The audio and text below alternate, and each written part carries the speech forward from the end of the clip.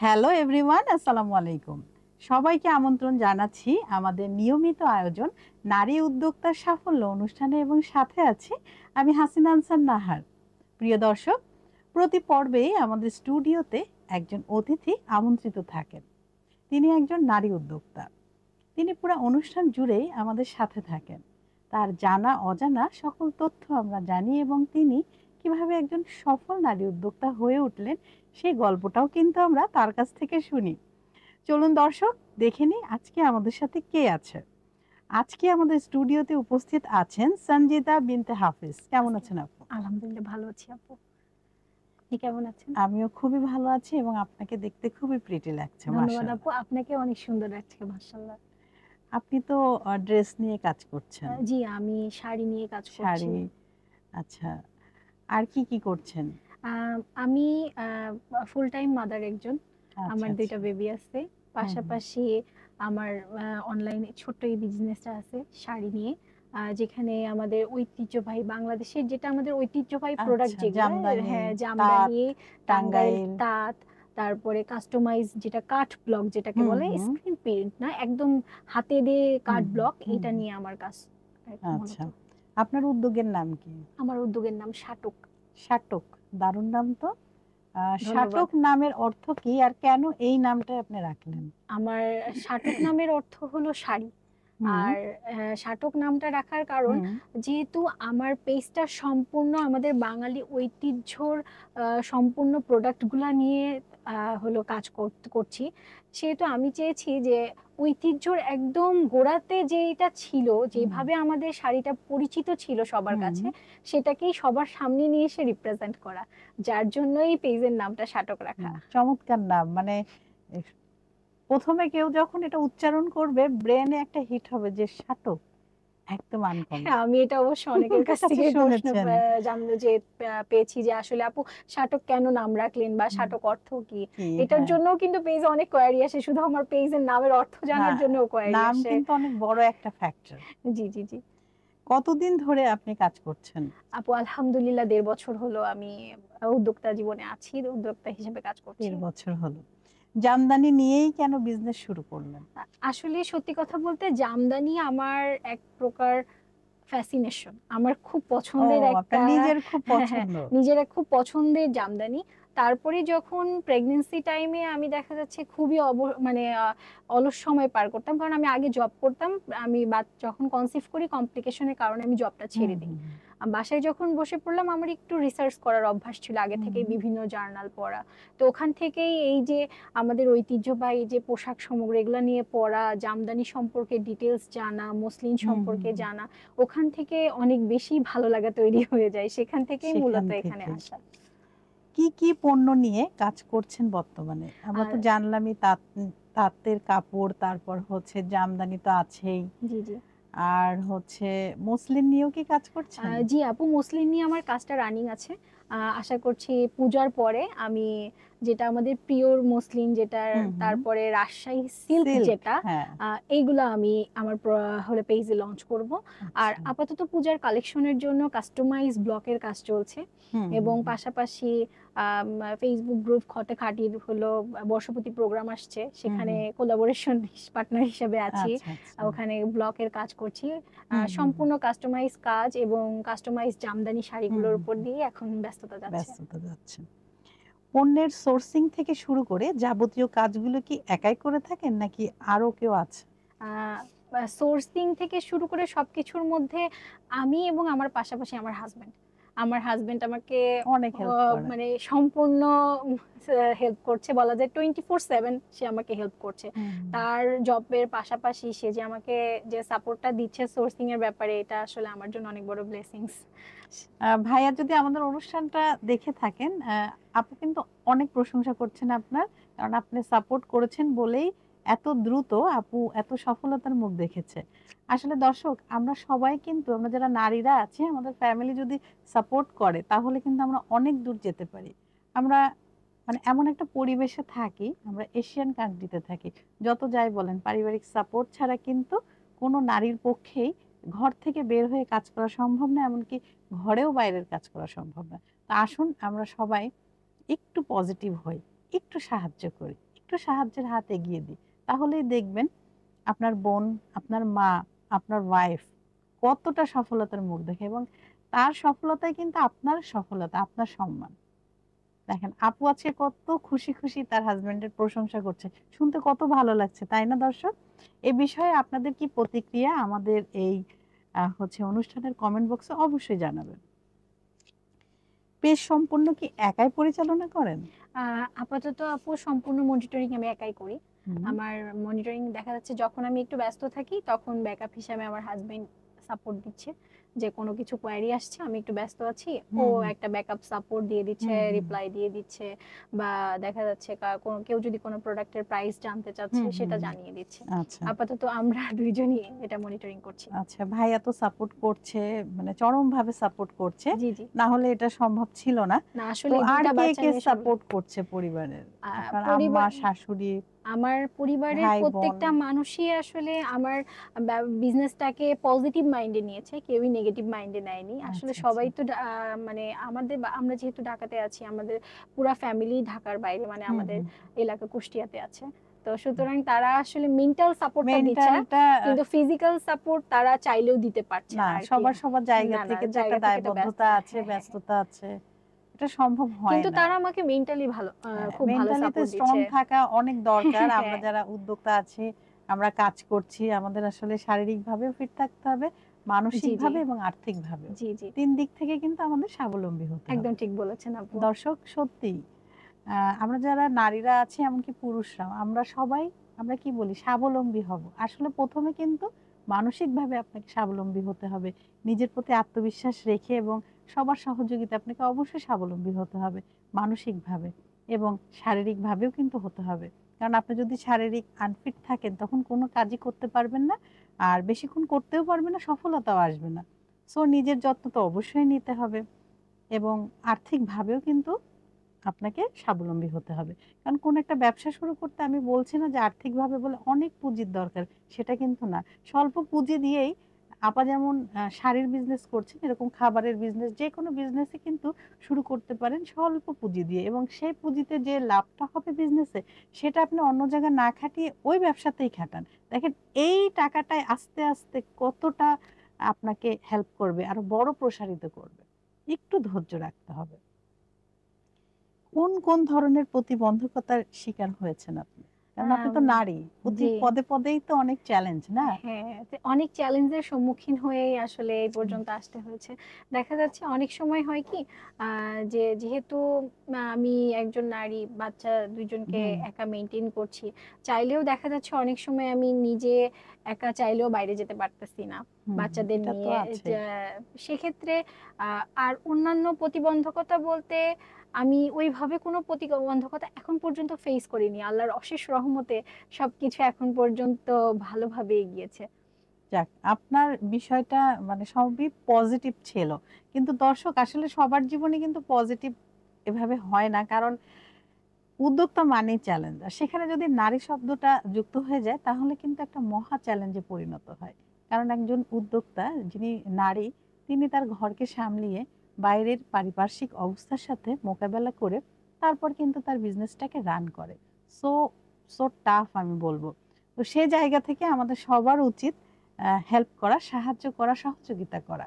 এবং আপার ফ্যামিলি আসলে অনেকই সাপোর্টিভ, আমি যেটা বুঝলাম। জি আপা। উনার শ্বশুরবাড়ি, বাবার বাড়ি, আমার মনে হয় আপনার ফ্রেন্ড সার্কেলও খুব জি, সাপোর্টিভ। আমার ফ্রেন্ড সার্কেলরাও অনেক সাপোর্টিভ, এবং তারা আমি কিভাবে এগিয়ে এসেছে আপনার এই দেখা যাচ্ছে কাজে? আমি যখন পেজটা প্রথম ওপেন করি, মানে আমি যেদিন পেজটা ওপেন করার পর সবাইকে ইনভাইট পাঠাই, হুম, ইনভাইট পাঠানোর পর সবাই আমাকে একটা কথাই বলছে, যে সানজিদা আমরা জানতাম যে তুই কিছু একটা করবি জীবনে, আচ্ছা, তুই ইন্টার্নশিপ থেকে জবে, হুম, যখন জব কুইট করছিস তখন আমরা ভাবতেছিলাম যে ও তো মানসিকভাবে এটা মেনে নিতে পারবে না।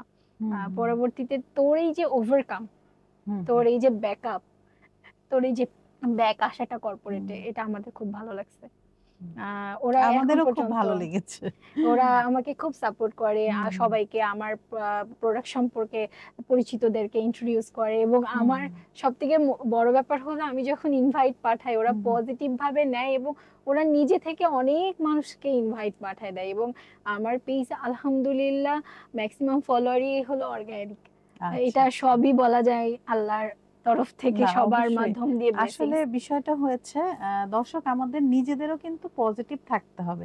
তারপরেই আমরা আশা করব যে আমাদের আশেপাশের যারা আছেন, আমাদের ফ্যামিলি এবং আমার ফ্রেন্ড সার্কেল সবাই পজিটিভ। আমি নিজেই যদি নেগেটিভ থাকি, কোনো কিছুই কিন্তু পজিটিভ থাকবে না। তো আপু সেই জায়গা থেকে প্রচন্ড একজন পজিটিভ মানুষ আমার যেটা মনে হলো, বন্ধুসুলভ আচরণ। সো আপুর কাছে আসবে যারা তারা পজিটিভ এমনিতেই হয়ে যাবে। হ্যাঁ, মানে দেখা যাচ্ছে আমি কেউ যদি আমাকে বলে, মানে যেহেতু আমার জামদানি হুম, একটু এক্সপেন্সিভ প্রোডাক্ট, হুম। দেখা যাচ্ছে অনেক সময় আমাকে কিন্তু এরকম মানে প্রশ্ন ফেস করতে হয় যে এত দাম কেন, আপনি কি ভুল বলতেছেন, শূন্য একটা বেশি বলছেন। আমি এগুলোকে খুব পজিটিভ ভাবে হুম, হুম, হ্যান্ডেল করেছি, পজিটিভ হুম, ভাবে রিপ্লাই দিয়েছি, যে তাদেরকে আসলে জামদানি কি, কেন এটার মূল্য বেশি, হুম, এটা আমি তাদেরকে বোঝানোর চেষ্টা করেছি। কি হুম, করছি তখন, যে আমার তাঁতি যখন শাড়িটা বুনেন, হুম, সে হুম, ঠিক কতটা কষ্ট করে বুনেন, আমি সেই হুম, ভিডিওটা তাকে ইনবক্সে পাঠিয়ে হুম, দিয়েছি। যে এরপরে উনি আর আমাকে কিন্তু ওই কোশ্চেনটা করবে না যখন ওই মানুষটার কষ্ট হুম, দেখবে। হুম, আমি এইভাবেই এগিয়েছি, কারোর কোনো কথাকে আমি, যে উনি আমাকে এই কথা বললো আমি এটা করব না, হুম, আমি এই জিনিসটা কখনো গায়ে লাগতে দেইনি। হুম, হুম, হুম। যে এটাকে পজিটিভলি নিয়ে যতদূর আগানো যায় ওভাবে আগিয়ে গিয়েছি। সেজন্যই আমি বললাম আপনি নিজেই একজন পজিটিভ মানুষ। সো আপনি আশা করতেই পারেন আপনার সবাই পজিটিভ হবে। জি আপু, আগে ইনশাল্লাহ। নিজেকে ঠিক হতে হবে। জি। সংসারের পাশাপাশি উদ্যোক্তা হিসেবে কাজ করতে কতটা স্বাচ্ছন্দ্য বোধ করেন?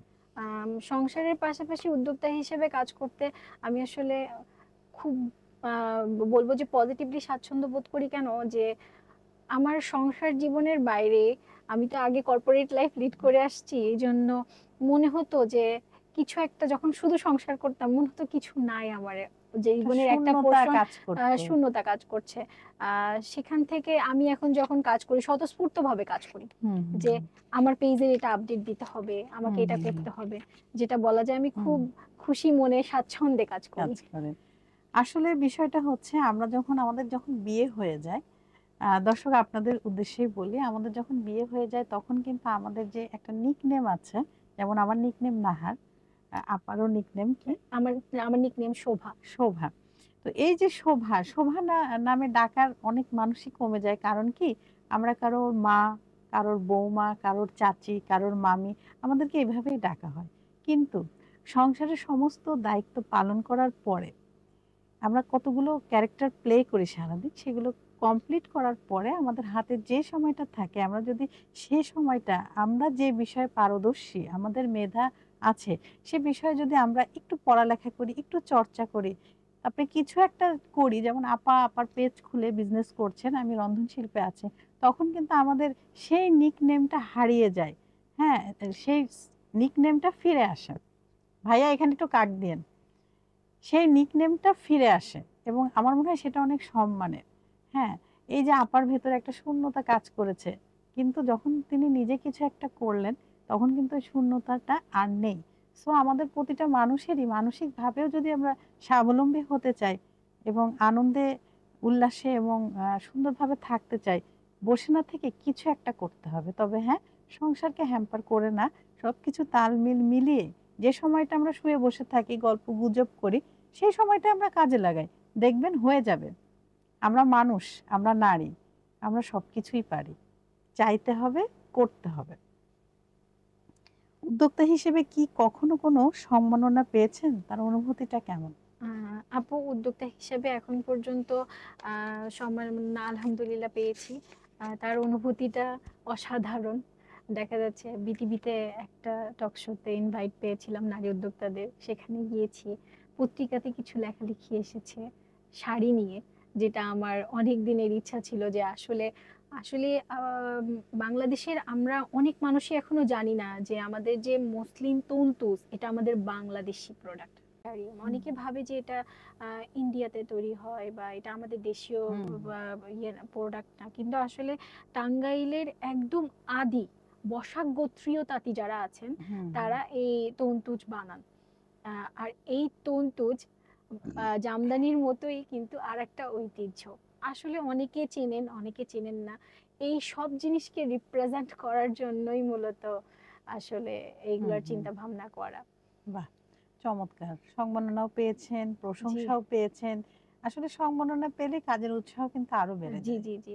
চেষ্টা করেছি যে অনেকেই আছে দেখা যাচ্ছে জামদানি যখন কিনতে যায় ওগুলা চিনতে পারছে না হুম, বা হুম, বুঝতে পারছে না, হুম, হুম, কাউন্ট বুঝতে পারছে না। হুম, হুম, তো আমি লেখার মাধ্যম দিয়ে তাদেরকে এগুলা বোঝানোর চেষ্টা করেছি বা তাদের হুম, জন্য একটু সুইটেবল করে দেওয়ার হুম, চেষ্টা হুম, করেছি। হুম, সংরক্ষণ কিভাবে করবে হুম, হুম। সেটা, এটার আসলে জন্য। এটা নিয়ে তো সবাই পড়ালেখা করে না, সবাই না, না। কাজও করছে না। জি, জি। যেমন আপনি কাজ করছেন, সো এই বিষয়ে আপনার সম্পূর্ণ নলেজ জি, জি। থাকতে হবে।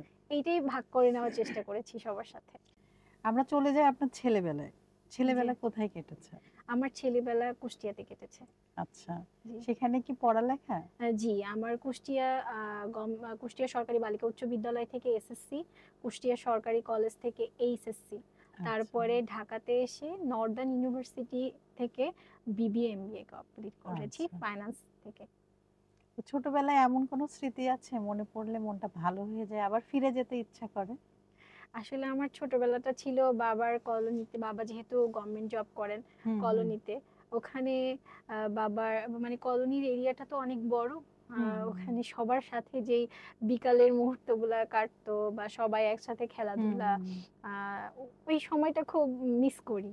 যে পুকুর পাড়ে আমরা সবাই একসাথে খেলতাম। হুম, হুম, পুকুর, আব্বুদের অফিসের পুকুর পাড়টা জুড়ে গোলাপ গাছের বাগান করা ছিল। হুম, হুম। তার পাশে ছোট ছোট কালভার্ট করা মতো ছিল। ওই ওই যে পুকুর পাড়ে যে খেলাটা সবাই মিলে মিস বিকালের করি। আনন্দটা, এটা হ্যাঁ। খুব মিস করি। আমি চেষ্টা করি কুষ্টিয়ায় হুম। গেলে আব্বুদের ওখানে যে একটা বিকালের ১ ঘন্টা হলেও ওখান থেকে ওখানে ঘুরে আসার। কাটাতে। হ্যাঁ। আপনার বান্ধবীরা সব আছে সেখানে? আমার বান্ধবীরা, আমার যারা ক্লোজ, তারা সবাই ঢাকাতে। আমরা ঢাকা থেকেই মাঝে মধ্যে চেষ্টা করি একটু হুম, যোগাযোগ হুম, হুম। করার। আর কুষ্টিয়াতে আপাতত কেউই নেই, সবার বিয়ের সূত্রে হ্যাঁ, সবাই বাইরে চলে সেটাই। গেছে। তো কেউ যদি আসতে চায় এই বিজনেসে, তো তাদের কি পরামর্শ দিবেন আপনি? বিজনেসে যদি কেউ, উদ্যোক্তা জীবনে যদি কেউ আসতে চায় বিজনেসে, তাদেরকে সর্বপ্রথম পরামর্শ থাকবে ধৈর্য ধারণ করতে হবে। ধৈর্য ছাড়া যে আমি বিজনেসে আসছি, আসছি বলে আমার অর্ডার আসছে না, আমার সেল হচ্ছে না। ধরে নিতে হবে আমি বিজনেস শুরু করার পর ১ম ৬ মাসে আমার কোনো সেল থাকবে না। হুম, এই ৬ মাস কাজ হবে আমার আইডেন্টিটি তৈরি করা। হুম, হুম, হুম, এইটা নিয়ে হতাশ হয়ে আমি বিজনেস করব না, হুম, সেল নাই, লস হচ্ছে, এটা হুম, হুম, ভাবা যাবে না। এই না ভেবে যদি এর পিছনে হুম, হুম, সময় বা আপনার যে কাজের গতিটা ওইটা যদি হুম, বজায় রাখা যায়, ইনশাল্লাহ হুম। সফলতা আসবে। বাহ, চমৎকার! তো বিজনেস নিয়ে আসলে আপনার ভবিষ্যৎ পরিকল্পনা কি? যেহেতু এটা এখনো সম্পূর্ণ অনলাইন বেসড আছে, সামনে ইচ্ছা আছে এটাকে ফিজিক্যাল আউটলেটে পরিণত করার। হুম, আউটলেটটা একটু গতানুগতিক যে আউটলেট গুলা থাকে এগুলার মতো না, একটু ডিফারেন্ট কিছু, হুম, যেখানে মানুষ যে স্বাচ্ছন্দ্যে বসবে, দেখবে, ভাববে, মানে তারা এক কাপ কফি খেয়ে কিছুটা সময় স্পেন্ড করে জিনিস সম্পর্কে জেনে বুঝে হুম, নিয়ে আসতে পারবে।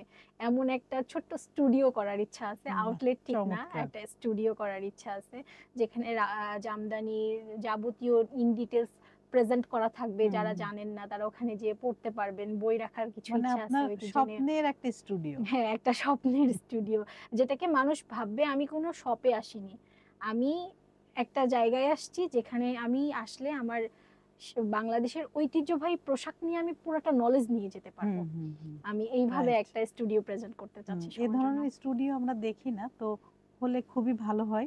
দোয়া এবং করবেন যেন দর্শক, করতে পারি। উনার পরিকল্পনা অনেক সুন্দর, উনার স্বপ্নগুলো সত্যিই সুন্দর। আমাদের হৃদয় ছুঁয়ে গিয়েছে। কারণ এ ধরনের চিন্তাভাবনা সবার রাখা উচিত। নিজের দেশকে, নিজের দেশের পণ্যকে আমাদের রিপ্রেজেন্ট করা উচিত বিশ্বের দরবারে। হুম, আমরা আসলে অনেক প্রতিভা আছে আমাদের দেশে, কিন্তু আমরা সেগুলো আসলে প্রচার করতে পারছি না। তো যে যার জায়গা থেকে উচিত নিজের দেশের পণ্য হোক বা কিছু হোক যেন প্রচার করে এবং প্রসার করে। তো আপা, কথা বলতে বলতে কিন্তু আমরা অনুষ্ঠানের একদম শেষ দিকে চলে এসেছি। জি।